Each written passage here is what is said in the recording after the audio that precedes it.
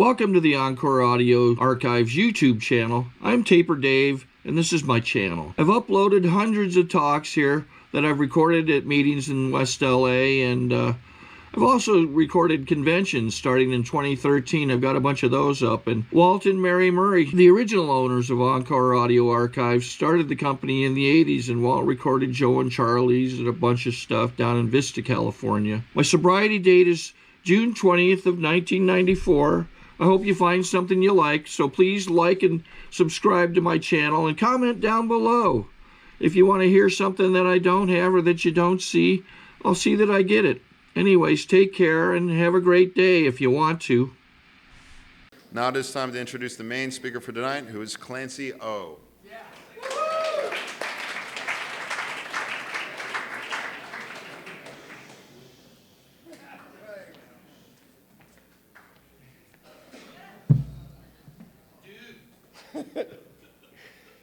Edit this. Hi, Clancy, alcoholic. Good to see everybody. I haven't been here for a couple of years. What did I say? You didn't have me back. Mic up. I felt like the Ricky Gervais of AA. There was a couple meetings in the West Side, Ohio Street. The secretary had to come and apologize for me because I was so vulgar. I know, these are alcoholics. And he has to apologize, so I get banned from meetings all the time. I don't care, I'm not the real Clancy. I'm here to have fun! Screw this. And you can't swear if you want to be a circuit. Mickey probably knows all these rules, these circuit speaker rules. They send you a list, no profanity, how fun is probably. What fun is that? There goes your whole pitch. It says, please wear a coat and tie or a dress. I usually wear a dress. Tonight I chose I know, sexy. I am sexy. I'm having fun here. So thanks for having me. Clancy Patrick Ohara. I'm Jewish. And it's good. This is a really attractive group. You are shiny little ponies in here, man. Look at the break. It's crazy. They're all talking on their cell phones, and everyone has the attention span in AA of a chihuahua. They all have, everyone has ADD, ADHD, ACE, Run DMC, all those. Everyone's medicated on something. That's good. Everyone has their iPad, iPod. Stick that up your ass. It's all this stuff. You've assigned your life to useless trivia. It's just bullshit. It's going bloop, bloop, bloop. Talk to me. You are shiny little ponies, and this is the meeting where you meet your future ex-wife. Some people date in AA. It's a recessive gene pool. I know. Where'd you meet your wife? Oh, AA, she is crazy. But we have stories to share. Stories to share about, I fell asleep in a dumpster and wet my pants. Oh, you did too? You talked with your AA girlfriend all night about that, Charlie. That's good stuff. If you're new, you're like Seabiscuit. The racehorse. Did you see that movie, Seabiscuit? That racehorse was a scrub. He was glue. Your ass was glue. You're a newcomer, you're Seabiscuit, and you're glue. You know, they're going to take you out, and then one guy saw something in Seabiscuit, his sponsor. And so you get a sponsor who's like your groomer and your trainer, and we comb you, and we comb your tail until you're one of these shiny, happy people. It's like a Zen story of the worst horse. There's a story about a horse that the worst horse, you start with the best horse. The best horse, you just show him the whip, and he runs like hell.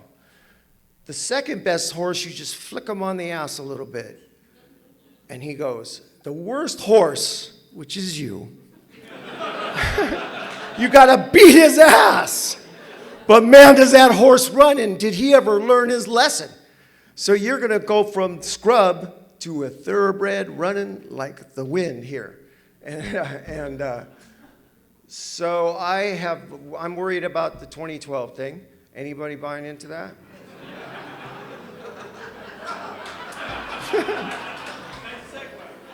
Yeah. Anybody buy? Thank you. I'm the only Clancy that gets heckled. I guarantee you there'll be some of that tonight. Just everyone just talks. They go like, oh, we can relax. It's not the real guy. He's not gonna yell at me. I'm gonna go yell at you. I'm gonna yell at somebody. Shh. Grab a shave. This half of the room laughed at that one. But that 2012 thing is scary, but it's an expiration date. So say, what if we were all like cartons of yogurt or milk or orange juice, and you had an expiration date stamped on your ass? What if that happened? You just look on your ass and say, oh, mine's next week. And guess what, though? If you were going to die next Saturday night, you would have the best week of your life. You would go out there and you would be on fire because you know I just have a week left, right? So I'm going to go crazy. I'm going to have fun. I'm going to go to Europe. I'm going to climb Mount Everest. I'm going to do everything I ever dreamed of. Why don't we live like that anyway? Why don't we live like that anyway? We all remind each other one day at a time. So I'm going to live like I'm going to die in 2012. I saw that movie and I believed every word of it. So I'm going to Europe next weekend. I am. I'm going to Amsterdam. That'll be that'll be fun. That's a slip waiting to happen. They have girls in the windows.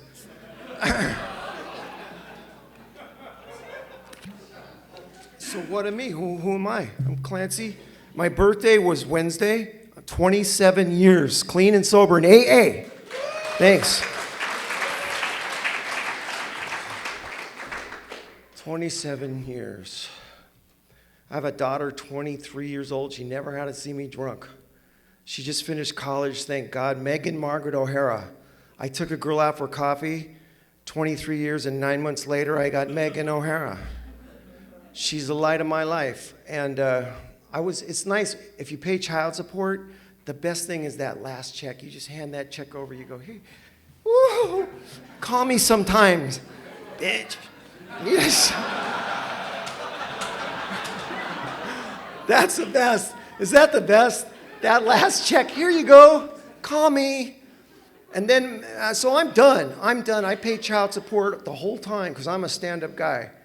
And my daughter comes up and she says, I want to go to a private college, Redlands College. I said, are you a little vampire?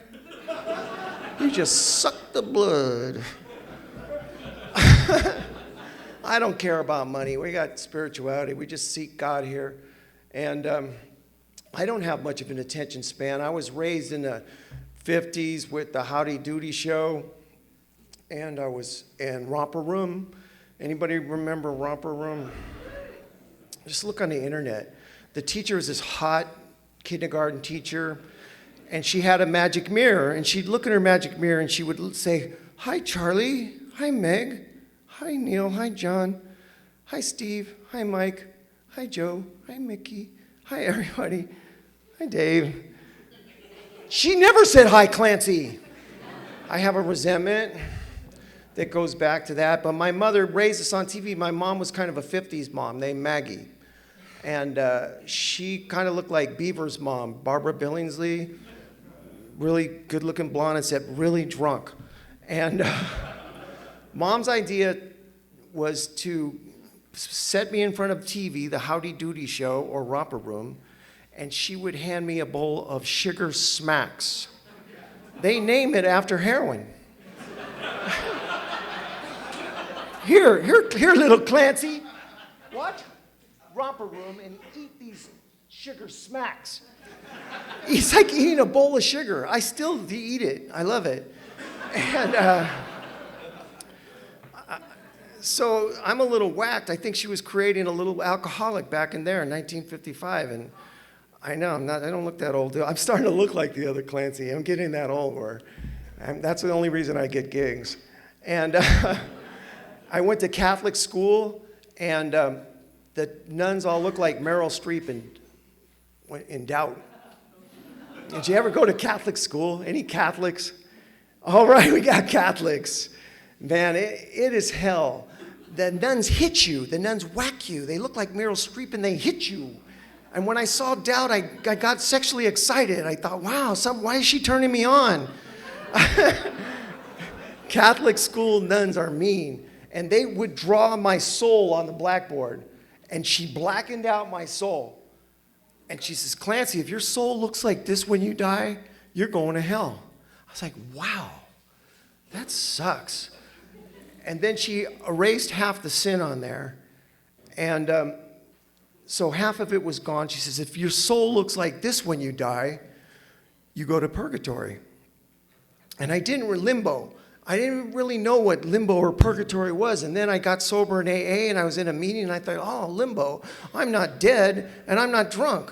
I'm caught halfway between heaven and hell. I know when I die, a nun's going to come out, or an angel's going to come out and say, chapter 5. It's like a Twilight Zone episode. It just goes on and on and on. So if you want to know what what being a Catholic's like, rent The Exorcist. It's just like that. We throw holy water on each other. So my father's name, Seamus Patrick Ohara, was a radio DJ. And I grew up with a bunch of Irish thugs. My brother was Tony, but we called him Ramrod because he was the toughest Irishman to ever walk the planet. I was his little brother. And the kids at school had to be nice to me because I know it's hard to believe, I was kind of a skinny, nerdy Marvel comic reading weirdo. Like, I know, it's a look at me now, though. And I know, I'm sexy now. But I tell my brother, I go, they're teasing me at school. And the next day they'd buy me lunch. I go, oh, we met Ramrod. He killed our kitty. I said, oh, you met him, huh? So it's nice having a big thug Irish brother like that. I wasn't afraid of anything. Because my mom divorced Seamus, and then she worked in a bar, and she's making minimum wage with 4 rotten Irish kids. It's like being raised by a pack of wolves. And we did what we want. I ate Sugar Smacks, Twinkies, and Pepsi. If you ever have that, eat a Twinkie and hit it with a Pepsi. It's like crystal meth. I don't know what crystal meth is, but I imagine you get a hit like that. And it foams up and you look like a rabid dog. So we did whatever we wanted. And then Maggie married this guy named Mac. And Mac had the F word and hate tattooed on his fingers. And he had done time in San Quentin for murder. He murdered a guy. And Mommy married him. I said, Mom, you married the Cape Fear guy. She went too far. He was like an Aryan Nation prison convict with all these Nazi tattoos. Dad, he'd come into my room to talk to me at night. He'd say, Clancy, do you want to know what they do for a pack of cigarettes in San Quentin? I know. I go, no, I don't want to know. I don't want to know. Do you have Cat in the Hat?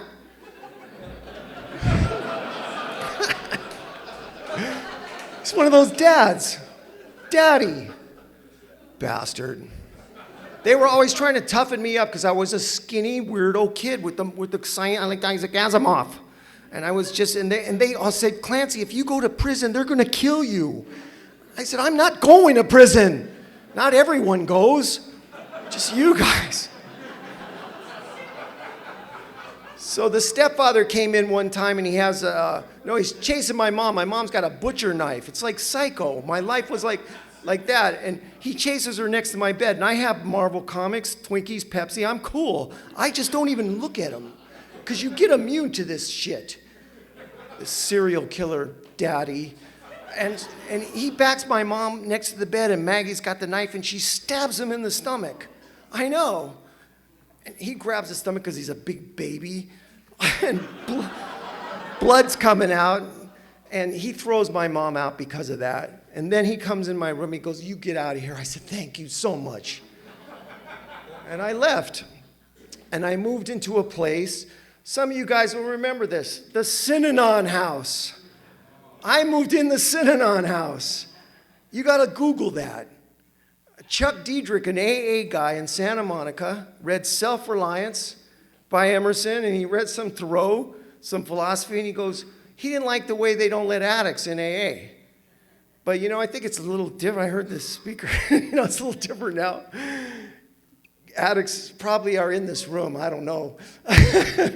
But we're all, alcoholics are kind of fuzzy like Care Bears. We just, I put my pants in the dumpster, so we're just kind of cute, like we're just little teddy bears. Addicts are like, I needed to get high, so I dug my dead mother up and pulled out her gold teeth.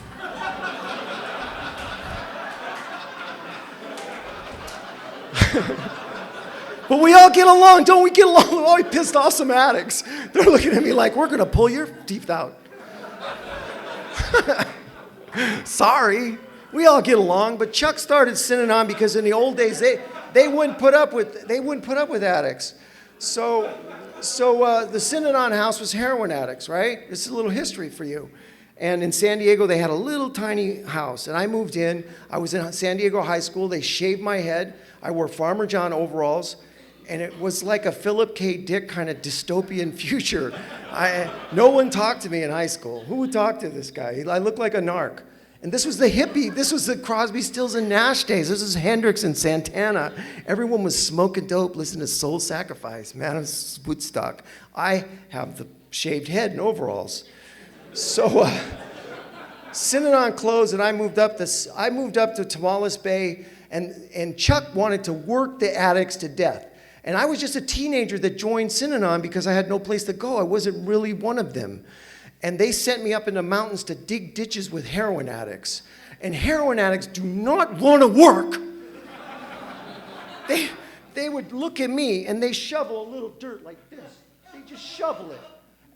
And I'd look at them and I'd shovel a little dirt. Then they'd look at me and they go, the kid is not shoveling enough dirt. And finally I said, screw it. And I just started digging. Like Paul Newman in Cool Hand Luke when he just starts throwing that dirt. And I had a moment where I thought, you know what? I don't care what you're doing. I'm just going to dig my ditch, and it's going to be the best goddamn ditch in the world. You know what? That's helped me in AA, where people are like, you're programming, you're not going to enough meetings, and you're not working the steps out of this pamphlet, and you're not doing this. I just worry about me and showing up to help the alcoholic who still suffers. And I'm just digging my own ditch. And if you just put blinders on, man, just work your own program. And I got out of Synanon and turned into a cult. And Chuck got drunk. They were all following one personality. Imagine this. Imagine this. Imagine following one guy. This is the scorched earth effect. And the guy got drunk. Chuck got drunk. But I know that doesn't happen here. We follow God in the group conscience. See, I know the difference because I was in a cult. And I know this is not one. This is the most wonderful fellowship. This is a fellowship of men and women who help each other, don't drink. And it's been the best thing in my life. So that's why I share that. And I'm Clancy. So it took me a while to get here. I got out of Synanon and I joined the Air Force, and I was in Edwards Air Force Base, and I was drinking a lot after I got out of Synanon. And I was at a party and I was drinking Chivas and Heinekens. That's my drink. And some guy comes in front of me and shoves a knife in me. Some crazy guy. Rick Lucayo. I remember his name. And he hit a major artery and blood just started spurting out. And I laid out in the desert like this, and the light was just like this. It got bigger and bigger and bigger. And I was dying. And he came and grabbed my leg, and he got me to the hospital. They said 5 more minutes, and this guy would be dead. I shouldn't even be standing here. I was in the hospital, and I talk about my brother a lot because he was like Conan the Barbarian. I'd stand outside bars in San Diego, and he'd be on the top of the pool table covered with blood with a broken pool cue. And sailors would be running out with their pants wet. And bikers would, it's Ramrod. I go, kill him. He was my hero. My brother was the toughest Irishman to ever walk this planet. And I got a call that week, and it was my stepfather, and he said, your brother drank a bottle of tequila and took some Reds, and he's dead. It killed the toughest man I ever met, alcohol did. So that's what I'm hearing. I speak with a lot of passion because it took my brother away. Then I was trying to be like him. Every St. Patrick's Day, I'd go to jail. And I was driving a white Volkswagen Rabbit with my sister Casey. Rabbit, a 1980 Rabbit. I loved that car. And Casey and I were in the car, and I was drinking Chivas Regal and Heineken's. And she had a baggie of an outside issue called Magic Mushrooms, and she thought it would be fun to add that to the mix. So I leave, I go into a blackout for 12 hours. I come out of the blackout in a head-on collision on PCH, .30 on mushrooms. I go to jail, I had just pleaded guilty. The judge is so pissed off at me. He goes, you're going to weekend jail. So I had to go to the drunk tank with the sailors in San Diego. And he says, oh, and you're going to a year-long drunk drivers program. And he said, in 2 AA meetings a week. And I said, oh, how long would that be? My lawyer said, shut up. You're getting a break. He says, oh, Clancy, how long? Forever. It's like, wow, that's harsh. Because I'd been to AA, and I thought it was really boring. And I went to AA in Torrance, and there was a picture of Bill and Bob on the wall, and I thought it was Johnny Carson and Ed McMahon. I thought, oh, it's a Johnny, they worship Johnny Carson here. And then they read the same thing over and over. Chapter 5. I go, okay, give me something else. And then they sing the happy birthday song over and over. Happy birthday to you. Oh, that was nice. Everyone's smiling. Hi, Clancy. Happy birthday. They sing it over and over. I go, oh, this is the Children of the Corn. This is a Twilight Zone episode. And I have the attention span of the Chihuahua from all the junk food, and I couldn't stand it. And so I left, and I didn't do anything. I was home alone. I watched MTV, and I had boxer shorts, a butcher knife, and sunglasses, and watched religious television, and I thought, you know what? I got to go back to AA. Nothing big happened the second time. I thought I'd give it a chance. So I got sober. And 27 years ago, and I got a sponsor, Eric B. He's the best sponsor you could ever imagine. He went to a meeting with me every day. He says, I want you to go to a meeting every day for a year. And I thought, oh, why did I ask this guy?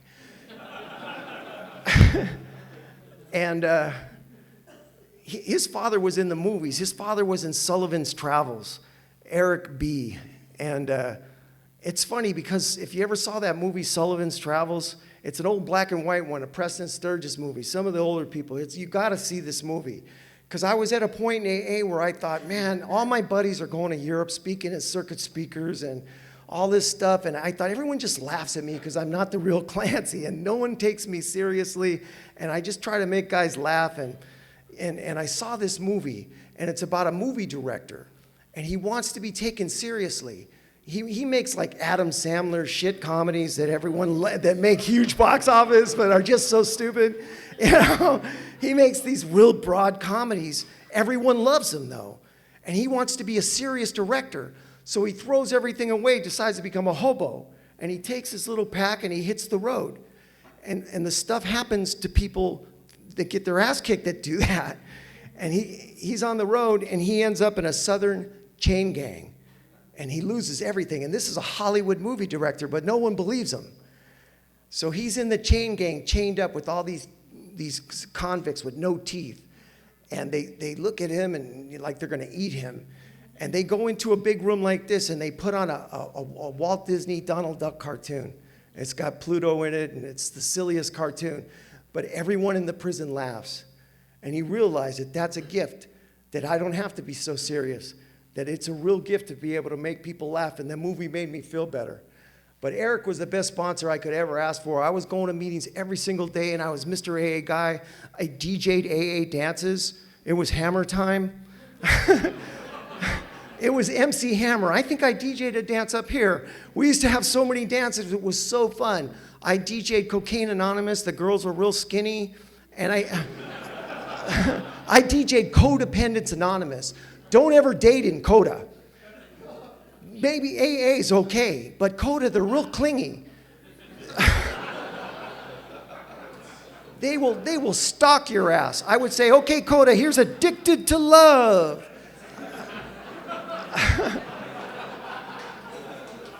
I was so cute up there on its DJ, and I had so much fun. Charlie remembers Pollywog Park. I used to have go-go girls. I'd get two of the young girls from Ikipa, and guys just wanted to kill me because I was having way too much fun. And so I rode my bike from Canada to San Francisco. I took my bicycle up there and we had red, white, and blue Easy Rider bike trunks. I looked like Peter Fonda. I was just dead-ass sexy. And I got off the plane. It's pouring rain. And mountains up there, and I'm covered with mud. I'm thinking, oh, I was one of these newcomers that was on fire. Some newcomers, you're gonna get on fire, and you're gonna light up, and you're gonna wanna ride your bike across America and just go crazy. Just go ahead, because it goes away. So I'm riding my bike and covered with mud, and rednecks are throwing rocks, and you climb hills for hours and hours and hours and hours.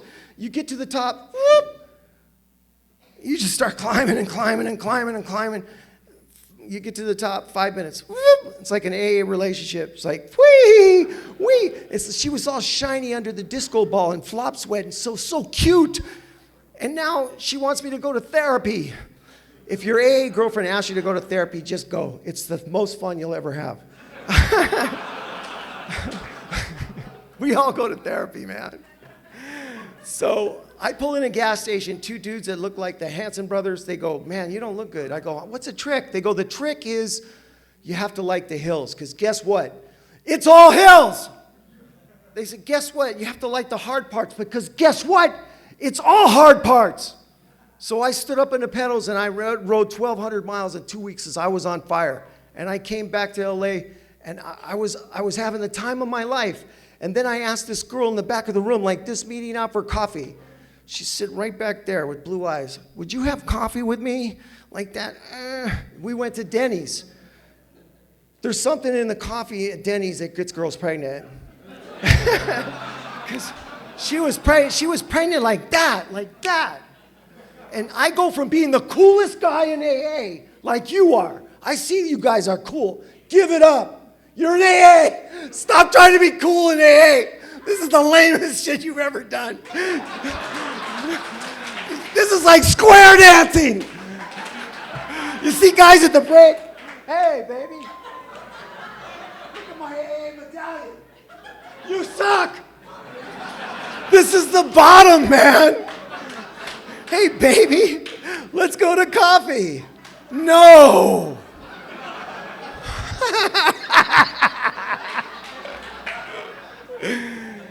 I go from being one of you cool guys to walking around with pregnant newcomer girlfriend. It was hard for me to say newcomer. So I'm a big asshole. I made mistakes. That's why I'm not a circuit speaker, I think, because I did that. But the people in AA say, you know what, Clancy, you screwed up. And you're going to screw up. You're going to have so much fun, but you're going to mess up. Just don't drink or use and you'll be okay, all right? I promise you. You're going to have so much fun, but you're going to screw up. You're going to lose your job. And man, I took my daughter to Vegas when she was 21. And that's the apocalypse. That's decadent. If you don't think the world's ending, go to Vegas. They hand you cards with naked women on them. I'm with my kid. Like, well, I'll put that for later. Las Vegas. I'm sober. I got my daughter's 21. I bought her a margarita. We went, and I said, Megan, this is like Rome. This is Bellagio in Paris. They have a fake Paris there. They have a fake New York. Where did they get this money? And I'm watching people gamble. People are gambling, and there's some dude playing blackjack, and he loses 9 hands in a row. And so what does he think on the 10th hand? What does he think? Dave, what does he think? He's due. Dave said it. He pushes all his money in. And what happens? He busts again. And he loses all his money because guess what? The cards don't know you're due. It's just like flipping the coin. The coin doesn't know it came up heads 9 times in a row because God is like this big blackjack dealer in the sky, and he's flipping you cards. He's flipping out cards for you to play. You just got 2 aces. You got AA. You already got a good hand. But he's going to deal you loss of job, divorce, child support, pregnant newcomer girlfriend. But he's going to deal you DJing the biggest Icky Pod dance ever. He's going to DJ. He's going to send you a card that you can speak at the Pacific group, even though your name is Clancy. I got that card. That was good. That was really the most fun I ever had with my clothes on. So if you just stay sober, you're in the game and you play these cards, man. And you're like Cool Hand Luke, you get here with nothing. And sometimes nothing is a pretty cool hand. You've been dealt the coolest hand you're ever going to get. Because there's all that money and property and prestige out there. It's all nothing. They're just, Barack Obama's just churning out money and it's all play money. Another $600 billion. It's just, here's your 401k. Oh, it's gone. It's like the Matrix. This is like the book. This is like the boat. What was the Nebuchadnezzar? This is the Nebuchadnezzar. We're safe in this boat. Out there is the Matrix. All that stuff that you buy into, that stock, your property, your 401k, your money, your iPod, your 50-inch, your Blu-ray. If I had Blu-ray, I'd be happy. It's all just junk. It's just like that album by Tommy, The Who, Tommy. They follow Tommy and they say, just worship pinball. And like we tell you, just worship something, get a higher power. So they're all following Tommy, and then they realize that's not the real God, pinball. And they say, they're pissed off. They say, your pricey deals don't teach us. Your freedom doesn't reach us. Enlightenment awaits us. Awareness doesn't shape us. How can all this trivia take us to a spiritual goal? It can't. That's what I learned here. So where was I? Oh, yeah, pregnant girl. So you go up and down, and I was in a down part. I wasn't going to meetings when my daughter was about 12. I was staying at home, and I had the remote control was plastered to my hand with pizza, and I was just covered with gooey stuff and just, shh, this is good, Oprah, shh, here's the View, shh, it's not good, American Idol. Shh. So I was there. I mean, I wasn't going to meetings, and some guy came to my rescue. He was dying of cancer, an AA guy, and he came up to me in a meeting at the break, just like this. He came up and he hugged me, and he says, I'm dying, Clancy. Why don't you do something for me? Why don't you go? I have a son your daughter's age. Why don't you go home and spend as much time with your little girl as you can? And that night I went home, and I love movies so much, like There Will Be Blood. That's such a cool movie. That guy's an alcoholic in that movie. I like movies about mad, obsessed people like Fitzcarraldo, like Taxi Driver, Raging Bull, just like mad, crazy Midnight Cowboy people, just because they're us. We're mad and we're obsessed with getting high. If we can just take that energy and you put it into sobriety, man, you will rule the world. You will. So where was I? Daughter, I go home, throw my movies away, throw my TV away, and I tell my daughter, I said, I opened up the Daily Breeze, and I said, oh, we're going to go swing dancing. I just picked it, recessive gene pool. All these really hot Amazon-looking blondes, and I'm taking swing dance lessons, and I ask them to dance. I go, no, I wouldn't spit on you if you were on fire. I go, you could have just said no. And my daughter's up there teaching the class, 12. She's just golden, Megan Margaret O'Hara, my little baby girl. And she's going crazy, and the teacher goes, you don't get it, do you? I go, no, I suck. And so I learned what I did in AA's discipline. I showed up to meetings for 2 years straight, every meeting. I still go to a crazy amount of meetings. I love AA. So I learned that, and I went to private lessons. I went to other teachers, and I got pretty good at it. So I asked my daughter after a year, I said, Megan, do you want to dance in AA with me? Do you want to do at the talent show a swing dance? And she looks at me like I'm crazy. And she goes, okay. And she's just so cute. And we learned a little routine, and we went into a room about twice the size of this American Martyrs Church auditorium. Everyone's there, all the guys from the men's stag. They're shouting and yelling at me, and I'm like, they're going, you suck. I'm shaking, I'm scared. I don't dance in public. Man, I grabbed my little girl's hand and we just lit it up. Man, we had someone throwing her around. And we had so much fun, and I'm just thinking, I'm dancing with my little girl, and I thought of Seamus, and I thought of Ramrod, and I thought of Mac with the F word and hate. I thought these guys they all died of alcoholism. And I was dancing with my little girl, clean and sober, and I looked up and I was like, who's tough now? Because they're departed. They died from drugs and alcohol, and I'm alive and clean and sober and dancing with my kid. That's what you guys did for me.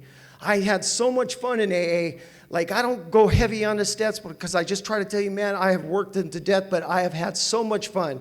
I wanted to be a writer. I published my own fiction magazine, little zine. I did it my publisher was Kinko's. I did it on typing paper. I published my own book, Seamus and Emer, Irish Vampire Killers. I didn't say it was good, but I did it. A guy in AA, I was struggling with the book, and he gave me $20, and he goes, here's $20 for the first copy of your book. And I was able to get it published, and it's about an alcoholic dad and a teenage girl. And one time, I was so tired after work. I work for Verizon. They're evil, and it's a self-published book, right? But I'd send some copies out, and I got this thing from Carolyn C. She's an LA writer, and she used to review books for the LA Times. And I was tired, and a book signing. Please come to my book signing. I didn't want to go, but I learned just to show up. So I go to the book signing, and I sit in the back. And the first thing Carolyn C. comes out, she goes, is Clancy Ohara here? I just thought, oh, I think she might mean the other Clancy. But she talked for 15 minutes about how much she loved my book. And people are looking at me like, who does this guy think he is? And I have done everything I wanted to do. I've been a writer. I've been a swing dancer. I've been a DJ. I've been a phone man for Verizon. And I'll finish off with this story at Verizon. I just retired from Verizon a year and a half ago. I still do stupid things. I moved in with this girl I met on the internet. I know, that always works. It always works. It's like the remainder bin of life. And she lived in Palos Verdes. She had these birds that looked like chickens. They were peacocks, though. I said, why don't you cook these things? And I had this thing with Palos Verdes because I used to work up there when I was a phone man for Verizon. And I'd go up there in El Nino at 9 o'clock at night, and hello, rich people. Hello, here to fix your phone. And I say, can I come back tomorrow, please? I start begging. And they go, oh, no, phone man, get your ass back there and fix our phone. Rich people call you phone man. Get back there. And so I strap on the belt. This is just a couple years ago. I strap on the belt and put on a Verizon hat and go in their backyard, soaking wet in the pouring rain. I climb halfway up the pole, and I look in there, the picture window. They have rock-hard abs. They're dripping Domino pizzas off each other's rock-hard abs. They have iPods, and they're texting each other. They have 50-inch plasma screen surround sound. They have all that stuff. And I'm on the pole, and they don't know who I am. I'm Clancy. I'm shivering on the pole like a little dog. And I'm pissed off. Because why am I on the pole? Why are these rich people, they have everything? I have nothing. So I go to the top of the pole, and I pull my gloves off, and I touch the can. And it shocks me. My hat goes flying off, and I just think, oh, this sucks. And then something magic happened.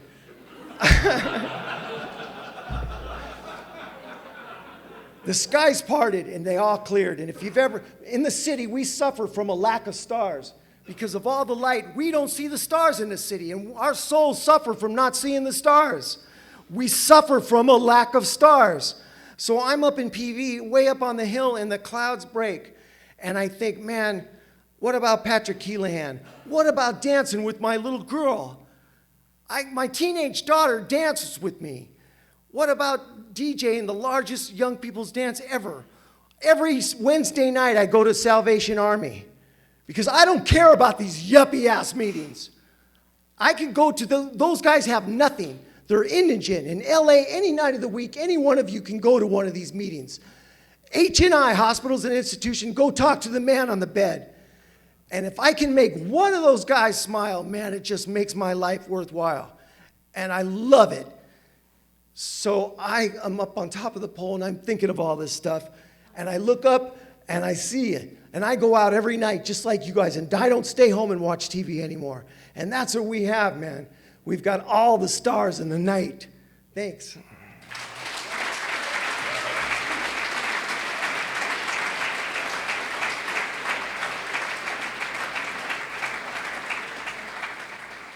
Sorry to interrupt your viewing. Taper Dave here. Just wanted to take a second to ask you to like and subscribe to my channel. Let me know if you like what you're listening. I've got some very good talks here, and this one's a great one. Just curious, do you think this is better than Zoom? Tell me what you think. Okay, this is how I prepare my drone for launching.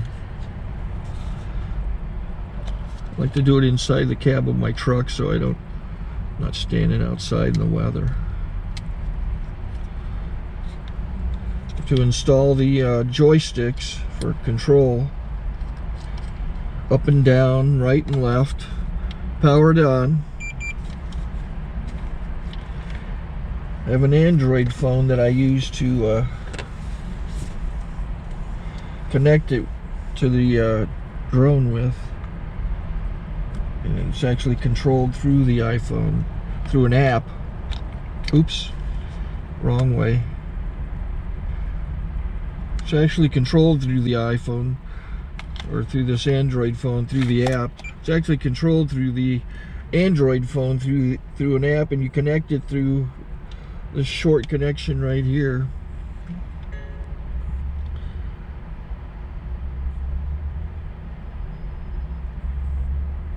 Remote control connected. Remote control's connected. So I pull out the drone. I have to extend the legs. Long legs extended first, then the short legs. Remove the gimbal protector. Set that aside, then power it on one short burst, then one long burst. I lay it down. So I have to go to calibrate. So the drone's not connected yet. It shows you here as this drone gets disconnected, even though the remote's powered on. So the drone has to establish it's connected. So I go into the app to calibration mode. First I'll calibrate the remote controller. Start calibration. Out, in, oop, out, in, up, down, and then this little wheel is to control the gimbal. So it's calibrated. Go to gimbal calibration, start calibration, and then it calibrates the gimbal. I don't know if that shows up. The gimbal's moving all over the place. Changes, you can see it on the video. And I'm calibrated to take off. It's acquired 7 satellites at the moment. There are 26 satellites up in the sky, which it has to acquire before you can take off. So it's connected. It's got enough satellites. This is white. I can go to press this little arrow button, swipe right to take off, and it would start the motors if I slid this to the right. But I'll wait till I get outside. Don't want to do it inside.